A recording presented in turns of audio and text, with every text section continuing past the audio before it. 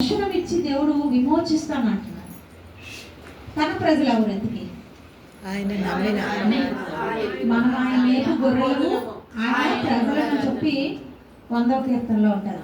అలాగే పేతురు రాసిన మొదటి పత్రిక 2వ అధ్యాయము 9వ వచనం 10వ వచనం చూసుకున్నట్లయితే మనందరికీ తెలిసిన మాటలే. చీకటిలో నుండి ఆశ్చర్యకరమైన తన వెలుగులోకి పిలిచిన వాని గుణాతిశయములను ప్రచురం చేయి నిమిత్తము రాజులైన యాజక సమూహముగా పరిశుద్ధమైన జనముగా దేవుని సొత్తైన ప్రజలుగా ఆయన మనల్ని చేసుకుని ఉన్నాడు.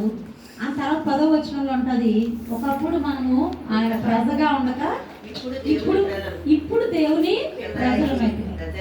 ఒకప్పుడు ఆయన ప్రజలం కాదు కానీ ఇప్పుడు దేవుని ప్రజలమైతే. ఎప్పుడు దేవుని ప్రజలు అయ్యారు అన్నది అర్థం అవ్వాలంటే ఒకప్పుడు ప్రజగా ఉండక అంటే అప్పుడు కూడా ప్రజలమే, అప్పుడు కూడా జనులమే, కానీ దేవుని ప్రజలం కాదు, దేవుని జనులం కాదు. ఎవరు ఇప్పుడు దేవుని జనులుగా మారారు అంటే చీకటిలో నుండి ఆశ్చర్యకరమైన తన వెలుగులోనికి పిలిచిన వాని గుణాతిశయములు ప్రచురము చేశాయి. మరి ఈ 2025వ సంవత్సరం చివరికి వచ్చాం. చీకటిలోంచి వెలుగులోకి వచ్చామని అనుకుంటున్నాం, కానీ ఎంతమందిని ఆయన గుణాతిశయములను ప్రచురం చేస్తున్నాం?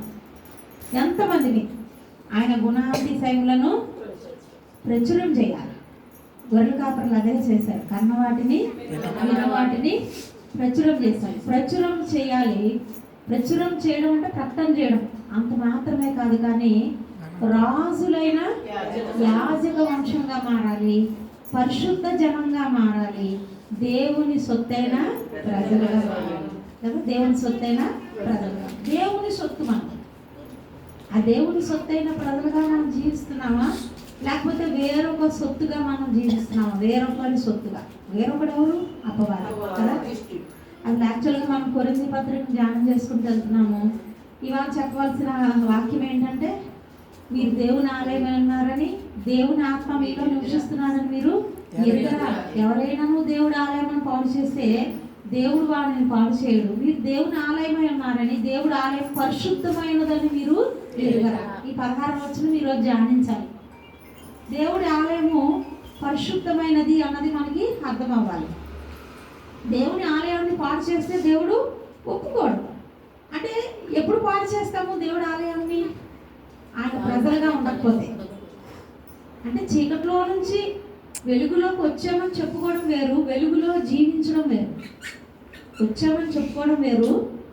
మా ఇంట్లో బల్బు ఉందని చెప్పుకోవడం, బల్బు ఉంది, ట్యూబ్లైట్ ఉంది, బెడ్ బల్బు ఉంది, కలర్ ల్యాంప్స్ ఉన్నాయి, అన్నీ చెప్పుకోవడం వేరు. వాటిని వెలిగించకపోతే ఏంటి యూస్? వాటిని వెలిగించకపోతే ఏంటి ప్రయోజనం? అన్నీ ఉన్నాయి, కానీ వెలిగించకపోతే చీకట్లోనే ఉంటాం. ఈరోజు ఆయన గుణాతిశయములను ఎప్పుడైతే మనం ప్రచురం చేయడానికి నేర్చుకుంటామో, మనం దేవుడు ఆలయమై ఉన్నామన్న సంగతి మనకు అప్పుడు అర్థమవుతుంది.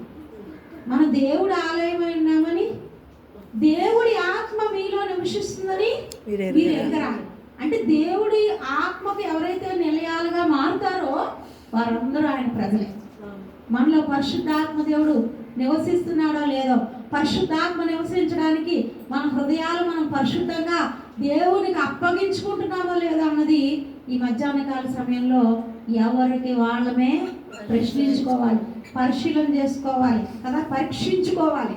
నేను నా జీవితం, నా బ్రతుకు, నా శరీరము పరిశుద్ధాత్మకు ఆలయముగా ఉండాలి. పరిశుద్ధాత్మకు ఆలయముగా ఉంటే పరిశుద్ధాత్మ గుణాలతో మనం నింపబడతాం. పరిశుద్ధాత్మకు ఆలయముగా ఉంటే ఆత్మ ఫలముతో మనల్ని నింపబడతాం కదా. పరిశుద్ధాత్మక ఆలయం అంటే మనలో ఏముంటుంది? ఆయన ప్రజలమైతే ఆత్మ ఫలం ఉంటుంది. ఆత్మ ఫలం ఏంటి? ప్రేమ, సంతోషం, సమాధానం, దీర్ఘశాంతం, దయాళుత్వం, మంచితనం, వినయం, సాత్వికము, ఆశా నిగ్రహం. ఆత్మఫలములో ఉన్న భాగాలు ఇవన్నీ కూడా ఫలములు కాదు, ఫలము. ప్రేమ, సంతోషం, సమాధానం, దీర్ఘశాంతం, దయాళుత్వం, మంచితనం, విశ్వాసము, సాత్వికము, ఆశా నిగ్రహం, ఇవన్నీ కూడా దేవుని ప్రజలో ఉండాలి, దేవుని ప్రజలలో ఉండాలి. ఆత్మ ఫలముతో మనం నింపబడాలి. ఒకవేళ ఈ ఆత్మ ఫలంతో ఈ ఆలయం నింపబడకుండా దేవునికి విరోధమైన శరీర కార్యాలతో నింపబడితే దేవుడు ఏం చేస్తాడంటే ఆలయాన్ని పాడు చేస్తాడు. ఎవరికి దర్శనం ఇస్తానన్నాడు ఆయన? తన ప్రజలకు దర్శనమిచ్చి. ఈరోజు మనందరికీ కావాల్సింది ఏంటంటే ఒక దర్శనం. ఆ దర్శనంతో మనం ఇంటికి వెళ్ళాలండి. ఈరోజు దర్శనం ఇవ్వమని ప్రభుని అడగాలి. ఎవరికైతే దర్శనం వస్తుందో వారికి ఏం కలుగుతుందంటే విమోచన కలుగుతుంది, వారికి విడుదల కలుగుతుంది. ఎంత గొప్ప విమోచన అంటే మన శత్రువుల నుండి, మనల్ని ద్వేషించు వారి చేతిలో నుండి తప్పించి రక్షణ కలుగజేస్తాడంట ఆయన. తప్పించుకోవడం మన పని అనుకుంటాం, కానీ ఎవరు తప్పిస్తానంటున్నారు? శత్రువుల చేతిలో నుండి, ద్వేషించు వారి చేతిలో నుండి దేవుడే తప్పించి. ఎప్పుడైతే ఆయన ప్రజలుగా మార్చబడతామో దేవుడిచ్చే గొప్ప ఆశీర్వాదం ఏంటంటే మనం ఏది ఎదుర్కోలేకుండా సతమతం అయిపోతున్నాము. ఎవరెవరు మనకెవరు శత్రువులు ఉండరు, కానీ మనల్ని శత్రువులుగా చేసుకునే వాళ్ళు బోల్మంది ఉంటారు. అవునా కాదా? ఉంటారు. ఆ ఉన్నప్పుడు ఆ శత్రువుల చేతిలో నుండి, ఆ ద్వేషించు వారి చేతిలో నుండి ఆయనే మనల్ని తప్పిస్తాడు. తప్పించి రక్షణ కలుగజేస్తాడు. ఎందుకంటే ఆయన పరిశుద్ధ నిబంధనను, అనగా నిబంధన ఎలాంటి నిబంధన? పరిశుద్ధ నిబంధన. ఆ పరిశుద్ధ నిబంధన మన జీవితంలో నెరవేరాలంటే మనం పరిశుద్ధంగా జీవించడం నేర్చుకోవాలి. ఈ ఆలయాన్ని పరిశుద్ధంగా ఉంచుకోవడము నేర్చుకోవాలి. పరిశుద్ధమైన నిబంధన అనగా తండ్రి అయిన అబ్రహాముతో తాను చేసిన ప్రమాణమును జ్ఞాపకం చేసుకుంటకు మనము శత్రువుల చేతిలో నుండి విడిపించబడి మన జీవిత కాలం అంతా కూడా నిర్భయమైన ఆయన సన్నిధిని పరిశుద్ధముగాను నీతిగాను ఆయన సేవించి అనుగ్రహించుటకు ఈ రక్షణ కలుగజేశాడు. ఎందుకు ఈ రక్షణ దేవుడు కలుగజేశాడు? రక్షకుడుగా ఆయన ఎందుకు ఈ లోకానికి వచ్చాడు అన్నది అర్థమవకుండానే ఎన్నో క్రిస్మస్లు చేసేస్తుంటాం. ఎన్నో సంవత్సరాలు జరిగిపోయాయి, ఇప్పటికే అయిపోయాయి. ఇప్పటికైనా నిజమైన ఆ రక్షకుని యొక్క ఉద్దేశం ఏంటో, సంకల్పం ఏంటో మనం అర్థం చేసుకుంటే అర్థవంతమైన క్రిస్మస్ ఆరాధన, అర్థవంతమైన క్రిస్మస్ పండుగను మనం చేసుకోగలుగుతాం. ఎలాగ ఆయన సేవించాలంట? పరిశుద్ధంగాను నీతిగాను ఆయన్ని సేవించాలి. ఆయన సేవించడం మనకు బాధ్యత. ఎందుకంటే ఆయన సేవించినప్పుడు ఆయన మనల్ని శత్రువుల చేతిలో నుండి విడిపిస్తాడు. జీవిత కాలం అంతా కూడా నిర్భయులుగా, అంటే భయం లేకుండా బతకడానికి ఆయన సహాయం చేస్తాడు. తెల్లవారు లేచిన నుంచి రాత్రి పడుకునే వరకు ఎన్ని భయాలో కదా, ఎన్ని భయాలో.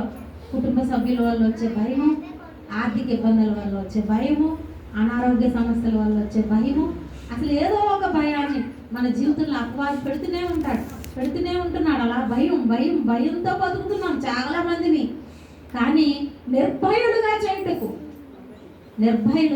ఒకవేళ ఆయన ప్రజలుగా మనం ఉంటే, పరిశుద్ధంగా మనం జీవించగలిగితే, నీతిగా ఆయన్ని సేవించగలిగితే ప్రతి భయము నుండి ఆయనే మనల్ని తప్పిస్తాడండి. ప్రతి సమయంలో ఆయన మనల్ని కాపాడతాడు.